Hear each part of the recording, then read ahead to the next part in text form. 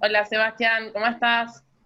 Hola Celeste, muchas gracias por tu invitación y muchas gracias y bueno, y felicitarte por el proyecto de Revistas Significantes, que espero volver a escribir pronto.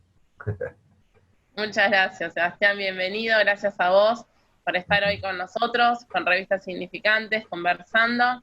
Bueno, hoy vamos a estar dialogando con Sebastián Calderón Galindo en torno a la obra del artista colombiano Oscar Muñoz y entramándolo con el concepto de rostro evanescente.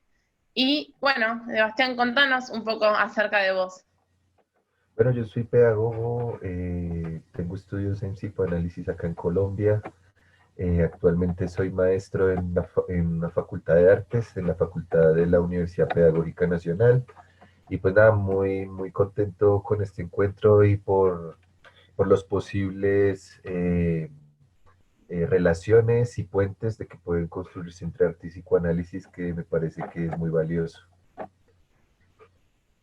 Bueno, es justo la idea de estos encuentros y también que siempre pensamos con la revista.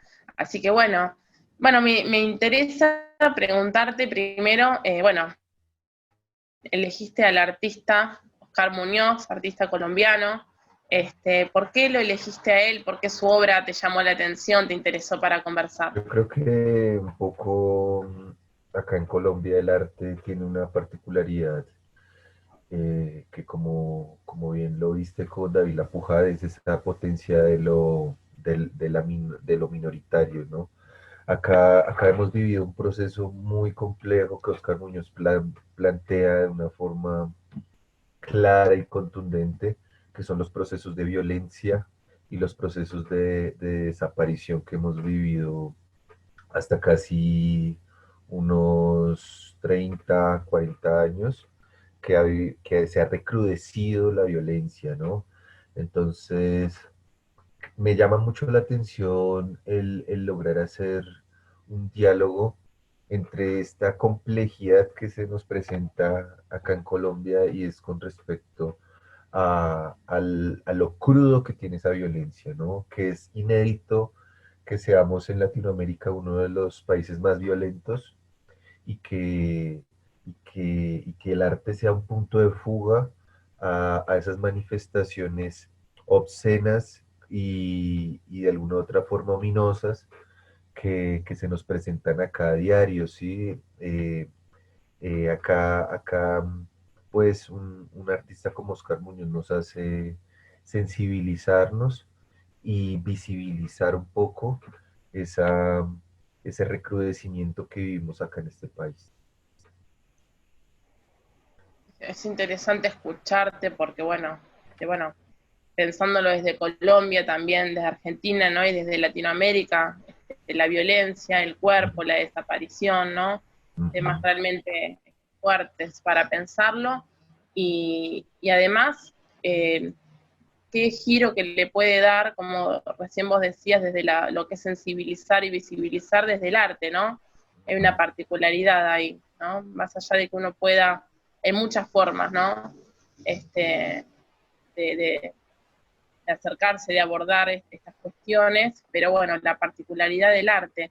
Y justo de Ujú. este artista estuve viendo las obras eh, y leyendo también acerca de él. Y bueno, también me llamó mucho la atención cómo trabaja con las fotografías, ¿no? Con la Ujú. transformación, los efectos de aparecer y desaparecer del cuerpo, ¿no? ¿Cómo se Ujú. puede pensar el cuerpo? Eso Ujú. pensaba, ¿no? La noción de cuerpo y la noción de existencia. Después hay un texto, ¿no? No sé si quieres contarnos un poco acerca del libro. Ok, no, yo lo encontré, se me hizo particular que un autor francés actual de Leciano trabaje a un colombiano, ¿sí? O sea, usualmente ellos simplemente se tapan, como dicen acá, se tapan con la misma cobija y pues a veces no se ve tanto acá, ¿sí? Y me parece a mí que Ávila Pujad es justo al momento de decir de que hay que de alguna otra forma rescatar esto que Deleuze y Guattari llamaban un arte menor, ¿no? Que no significa que sea algo marginal, sino que tiene una potencia revolucionaria micromolecular política que lo que de alguna u otra forma pretende es, como tú bien lo decías, visibilizar, pero también un poco que haya ese, esa modelización, por decirlo de una forma, o esa sensibilización en la psique profunda, ¿no? Entonces, a mi modo de ver, uno de los retos que tiene el arte acá en Colombia y, pues las manifestaciones artísticas es eso, ese devenir menor que, que rescata lo micromolecular, lo local, lo barrial. Bueno, allá Mm, creo que son las villas, ¿no? ujú. Donde hay expresiones profundas de los seres humanos que no tienen que transitar solamente por el mero gusto, sino también por lo horroroso, ¿no? Creo que Freud también nos Mm. hace sensibilizarnos un poco frente a eso ominoso, frente a eso que no nos es familiar, pero que sin embargo podemos dar respuesta. Y creo que estamos acá prestos a dialogar con ello, ¿no? ¿Por qué no? Sí, el libro que mencionás se llama Las existencias menores de David Lapoujade. Ujú, Es interesante, bueno, justo en el último capítulo, que es el que vos me decías que habla de Oscar Muñoz, y además, ahora que traes vos el tema, habla de la existencia, ¿no? ujú. Y el concepto de existencia, de ser en el mundo y de este derecho que le llama él, ¿no? De existencia, ¿cómo lo pensás a estas cuestiones en relación a Sí, lo yo que... creo que un poco la lectura de Lesiana se pregunta por un poco ese devenir kantiano de la pregunta de quiénes somos, ¿no? ¿Quiénes somos? Y creo que es una pregunta que vale la pena rescatar por varias razones. La primera un poco que nos remite a preguntarnos cuál es el tiempo que estamos viviendo. Esta contemporaneidad nos trae una convulsión y yo diría como diría Guattari, una caosmosis de imágenes y de prácticas sociales que hay que ver, ¿no? Pero estas prácticas sociales hay que situarlas acá en Latinoamérica y es Mm, claramente, por ejemplo, acá en Colombia con lo que vivimos que es un neofascismo, ¿sí? mm. Esto afecta, ¿tú cómo entiendes? Bueno, suena un poco extraño, pero ¿tú cómo entiendes que acá Martín, hace unos 10 15 años, aquí hubo un suceso que pretende ser escuchado y que tiene que ser escuchado, porque aquí el problema que en Colombia con los procesos de paz es el tema que para el psicoanálisis es fundamental y la escucha, y es de alguna otra manera cómo perdonar al victimario, ¿no? Cómo perdonar al de que hace las cosas acá, ¿sí? Entonces, esos son temas de que a mi modo de ver nos colocan a pensar en lo que tú dices, las existencias y las formas críticas de entender el juicio de como sociedad y cómo asumimos. El suceso que te comento es que alguna vez mataron acá a un grafitero, ¿sí? Lo mata el Mm. Estado, ¿sí? Y la familia queda impune y aquí todo es impune, pero, oh sorpresa, porque no se abren vías de diálogo, porque no se hacen porque no hay una transdisciplinariedad acá para abordar estos temas tan complejos y que sin duda Argentina tiene un paso adelante, pues aunque por lo menos sí, y es la incidencia del psicoanálisis en las prácticas sociales y en las prácticas eh, hasta políticas, ¿no? Creo que ha habido también una apertura importante, de la cual nosotros tenemos que también eh, resignificar y aún así también como hacer movimiento con el discurso analítico, que es lo que a nosotros nos convoca. También, también está la práctica clínica, que es importante, pero también hay que hacer una proliferación de ese discurso, a mi modo de ver. ¿Cómo pensás la relación entre este movimiento del discurso, bien propio del psicoanálisis, con estas cuestiones este, Ujú. sociales? Es complejo por la misma institucionalidad del saber analítico, ¿sí? A mi modo de ver, la universidad no debe ser la única. Creo que, creo que nosotros, y creo que ustedes también, rompiendo esa ortodoxia con las escuelas clásicas de hacer un diálogo, por ejemplo, entre el arte y el psicoanálisis, que es muy Ujú. novedoso acá en Latinoamérica. Es decir, oiga, en el arte aquí hay una potencia, y ahí me remito a Spinoza un poco, ¿no? Esa potencia de afectar, ¿no? Y un poco en contra de esa ortodoxia que nos muestran las asociaciones, ¿no? Analíticas donde solamente hay que hablar de una cosa y no más, ¿sí? Porque el psicoanálisis es eso y no otra cosa, ¿no? Ujú. Entonces, Claro. a mi modo de ver, hay un movimiento importante acá en América Latina, desde Argentina, pues acá de Colombia también, algunos lo tratamos de hacer, ¿no? Y es esto, ¿no? A mi modo de ver es muy bonito que, que haya construcción de saber, porque eso es lo que mueve de alguna otra manera ese discurso, ¿no? Y también los encuentros y también los grupos de estudio que trabajen no por una jerarquía de voces ni nada de eso, sino por un rizoma, que es posible hacerlo también en el psicoanálisis, ¿no? Entonces, me parece a mí que todos estos advenimientos de revistas, de, de visibilizar también prácticas sociales.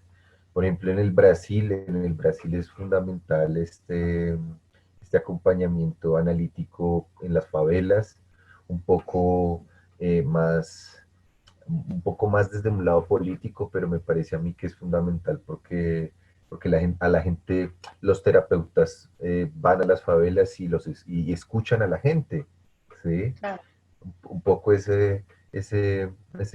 potencia de la subjetividad que tiene el psicoanálisis, esa es la que de alguna u otra forma debe llegar a esto. No sé si suena muy utópico, no sé si suena un poco, no sé, soñador, pero me parece a mí hermoso que hayan otras redes porque eh, tiene que pervivir el discurso analítico, tiene que, además, es fundamental para nuestra emergencia latinoamericana, ¿no? Sí, retomando esto que decías, ¿no? Acerca de la construcción de saberes, y me preguntaba, vos como maestro, como pedagogo, cómo lo articulás con con tu trabajo pedagógico, con tu ser maestro. Ujú. En las facultades de artes acá son más liberales, Mm. usualmente, que que las facultades de ciencias sociales. Usualmente el problema que tenemos que los que hemos estado trabajando en psicoanálisis es esa ruptura epistémica con las ciencias sociales clásicas, ¿sí?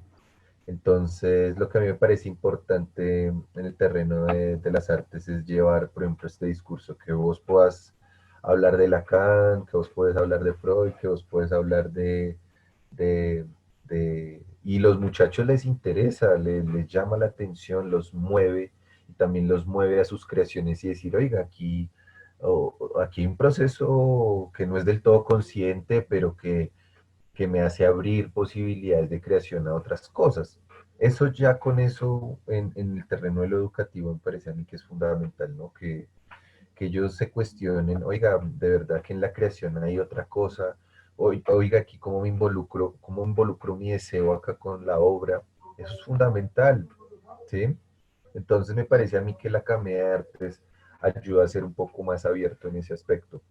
Pero usualmente cuando uno trabaja en facultades de ciencias sociales donde está un modelo un poco más, ok, la subjetividad es como un invento de los teóricos sociales o algo así, creo que es un poco más difícil de agarrar el asunto. Sin embargo, han habido intentos y hay siempre puntos de fuga, afortunadamente siempre los hay. Entonces, en ese orden de ideas, pues, no, pues, no trabaja pues con ello, ¿no? Oigan, ¿por qué no podemos leernos unas clases de seminario 11, ¿no? Porque no podemos leernos no sé, la posición diabólica del siglo XVII de Freud, que es un texto bellísimo, ¿no? Por qué no podemos dialogarlo? ¿No? ¿Por qué no podemos Ujú. ver eso en términos de, oiga, ¿qué le pasó a este tipo para estar pensando y teorizando eso, ¿no? Que es un poco la magia que tiene en el psicoanálisis, sobre todo con Freud, me parece que es ver otra forma de investigar, sin duda. Sí. Bueno, me interesa pensar así como abrir pregunta, ¿no? A partir de lo que estás diciendo y también de este texto de la pauja de las existencias menores Ujú. que propusiste, como nada, abrir, ¿no? Y a partir de algunas palabras, de algunas frases que me quedaron resonando, conocer, preguntarte cómo las pensas, ¿no? En una parte dice, el negro nunca es total, el silencio jamás es completo. ¿Cómo pensás esto? Yo lo llamo o sea, siempre que hablo de la pujada o siempre que me remito a este texto, hay una idea que plantea Deleuze y me parece que es fundamental y es la idea de intensidad, ¿no? Ujú. La idea de multiplicidad y sin duda la idea de composición, ¿no? Composición en tanto que en la heterogénesis puede existir también un- una especie de conformación y una composición que uno cree que nunca se va a poder encontrar, ¿no? Es también un poco a la experimentación, un poco ese silencio también me lleva a pensar a mí ese silencio paradójico que tiene la subjetividad, ¿no? Me, Hay una colega en Argentina, Agustina, que también ve ese silencio en la vida, ¿no?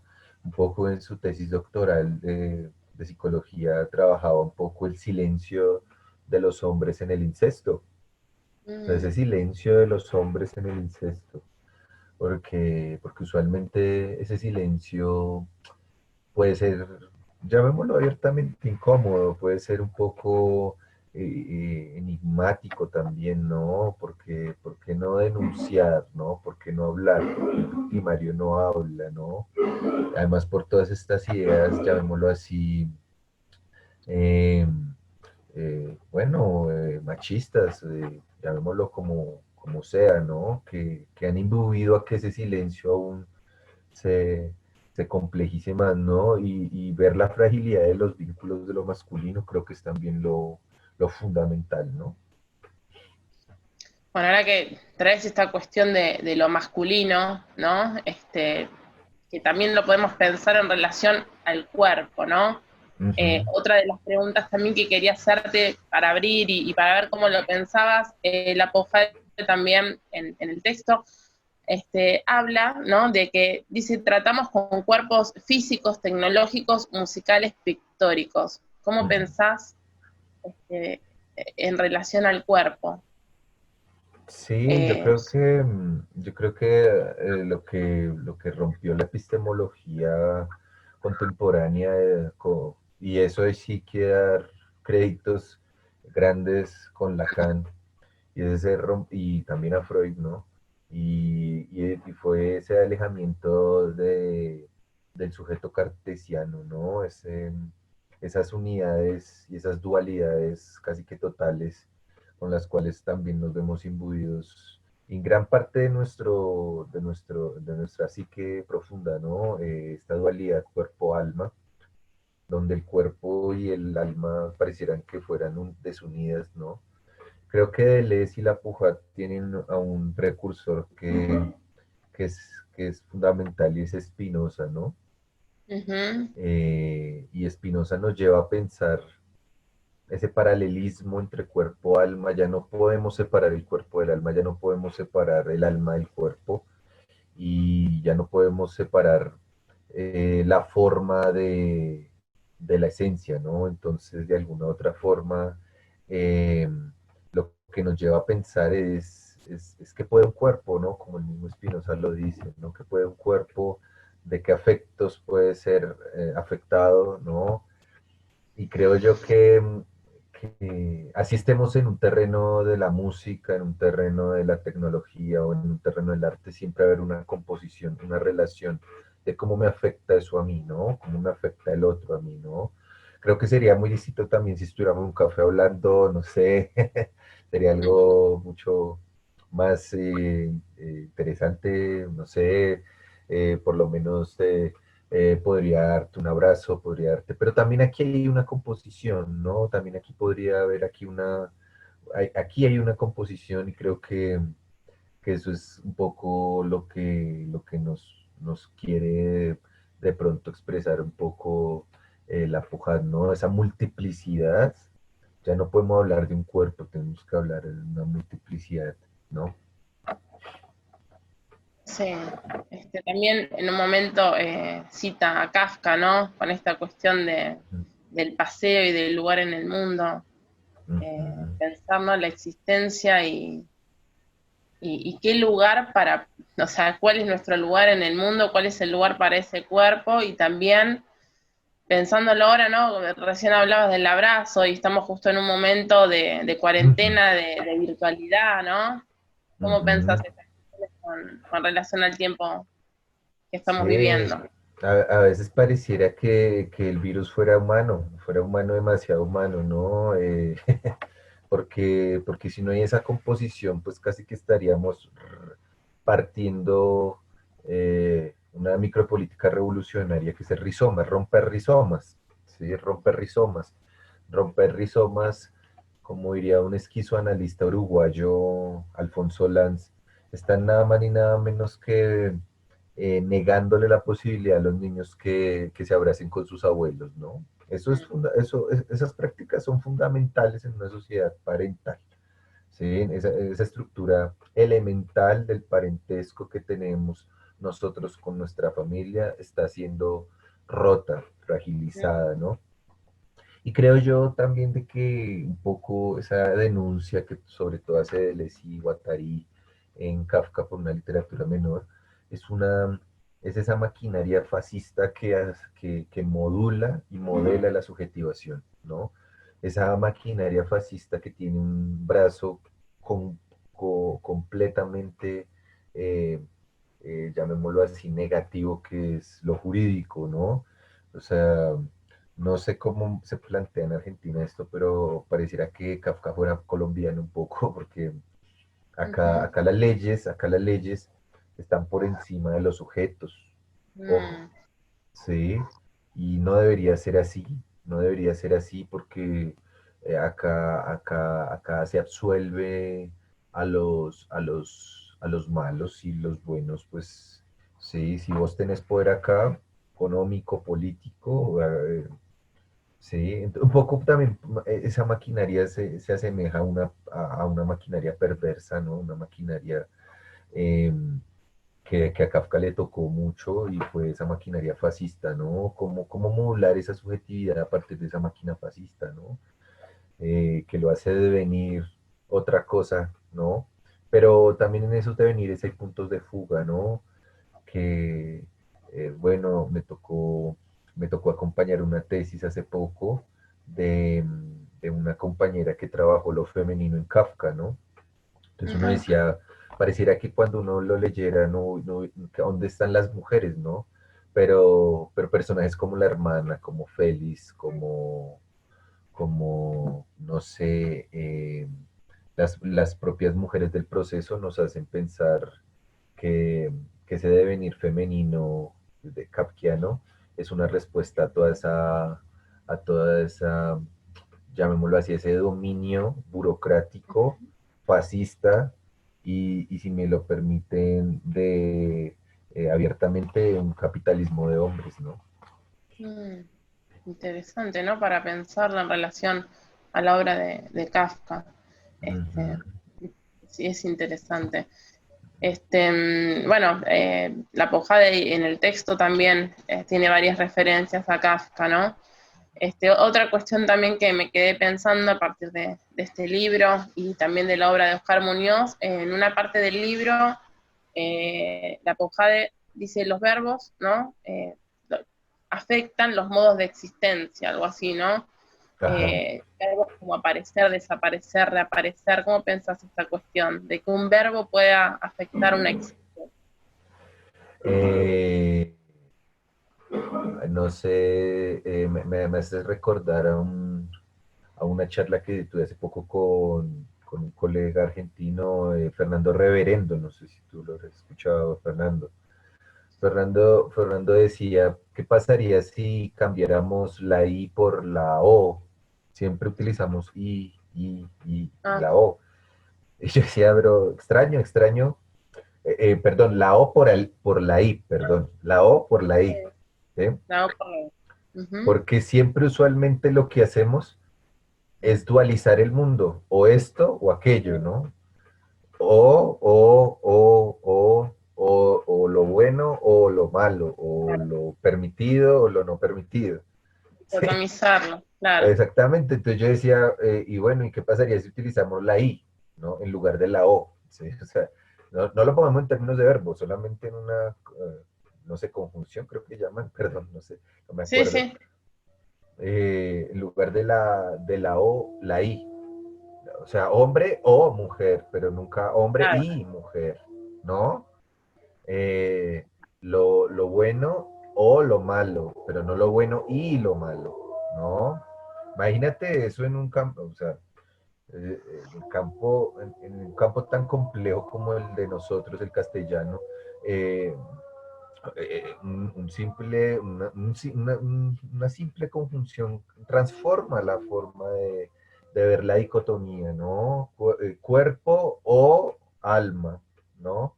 Lo mismo también el infinitivo, nosotros nunca, no, los niños hablan en infinitivo, ¿no? Mm, Un carro, un, un cuerpo, ujú. ¿no? Siempre en infinitivo, ¿no? Me parece a mí que sí, claro, es posible. Y, pues bueno, ¿no? Eh, sí, sin duda cambia las maneras de decirnos, ¿no? Sí, como una letra, ¿no? Porque Mm, ahí cuando diste el ejemplo del la O y la I, es un detalle, es una letra, cómo puede cambiar, ¿no? ujú. Sí, dicotomizamos siempre, fragmentamos la cosa, ¿no? Nunca hacemos una composición a ver qué sucede, ¿no? Porque siempre estamos el o sea, si uno se pudiera escuchar todo un día, o Claro. hacemos esto o aquello, ¿no? Es el mandato del capitalismo, ¿no? O esto o aquello, y queda uno en la discusión y en la ruptura, llamémoslo así, de la angustia, ¿no? De qué vamos a hacer, ¿no? ¿Qué vamos a hacer hoy, ¿no? O esto o aquello, ¿no? Bueno, bueno, Sebastián, me parece que sería quizás interesante en este punto, ¿qué te parece? Te propongo dejar abierto Ujú. para seguir pensándolo, para dejar cuestiones abiertas y preguntas también, y para, sí, ¿qué No, te parece? muchas gracias Celeste por la invitación. Sí, yo creo que hay que dejar los conjuntos abiertos. Sin duda ahí queda uno, como se dice, que pues esperando algo más, ¿no? Sin embargo, pues no, pues sí espero volver a escribir en la revista. Es una publicación que vale la pena. Hay gente de Latinoamérica unida escribiendo a un proyecto común. Es un proyecto que sé que le han dedicado tiempo y ya, ¿cuántos años ya lleva? Ya llevan como 2 años. Sí. Claro, genial, genial, genial. Ojalá que puedan ser muchos más. A uno lo pone en una responsabilidad tenaz, ¿no? De seguir adelante y de seguir construyendo, pero me parece a mí que es fundamental y nada, pues que sigan adelante y estoy muy Ujú. pendiente a las próximas publicaciones que me llegan ahí al correo, entonces, genial. Sí, sí, hace 2 años ya que estamos con la revista, y esa es justo la propuesta, ¿no? Tal como la dijiste, eh, es escucharnos y visibilizar, leernos entre latinoamericanos, pensar y construir desde Latinoamérica y para Latinoamérica. Exactamente. Necesario, Esto. necesario, hermoso y pues nada, te mando muchos abrazos y, Bueno, y que estés muy bien. bueno, muchas gracias, Sebastián, por este diálogo y por participar con nosotros en este ciclo audiovisual para seguir pensando y construyendo. Bueno, Dale, muchas gracias. estoy atento a dónde sale esto, cómo o cuándo va a salir o cómo va a ser el asunto. Va a ser. Sí, ahí vamos a estar publicándolo en la página web Ujú. y también en las redes sociales, así que nos estamos encontrando por ahí. Ujú. De nuevo, igual nos hablamos por mail y bueno, y la idea es divulgarlo y difundirlo y compartirlo para, para seguir pensando y construyendo también con quienes lo miran. ¿Sí? Así Dale, que bueno, dale. vamos a estar Abrazo mandando. desde Colombia y que te Bueno, vaya muy bien, ¿vale? Cuídate mucho gracias. y a los tuyos también, dale. Un abrazo. Feliz día. Gracias. Chao, chao.